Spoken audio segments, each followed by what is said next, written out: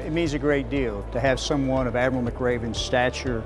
Is fantastic for the university. It's wonderful for our students, our faculty and staff, for our region, our alums, and also his unique ties.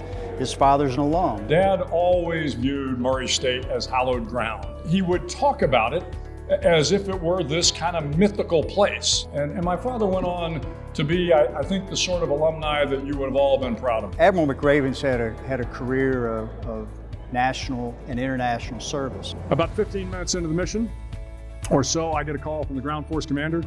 For God and country, Geronimo, Geronimo, Geronimo. He's one of our national heroes and national leaders. So our students can take away a lot from that from the standpoint of what leadership means and what serving your country means and what public service means. To think back on the different events that he was talking about, the Osama bin Laden and Saddam Hussein, it was just so surreal, and thinking about the American heroes that are fighting for us each and every day. We have some really neat gifts to give Admiral McRaven. So we've got a memory book to give him of his father from freshman year to his senior year, all the way to commencement.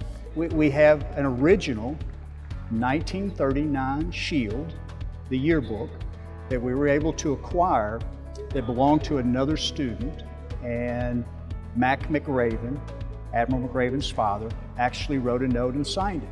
He was a leader on campus. He's in our Athletic Hall of Fame. So there's a lot of neat connections here tonight.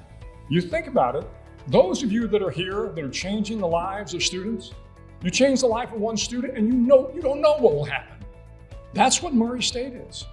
You changed my dad's life, and I like to think in the course of my career, I affected the lives of another thousands of men and women. So this is the way life works. You take care of one student, you never know the impact that student will have.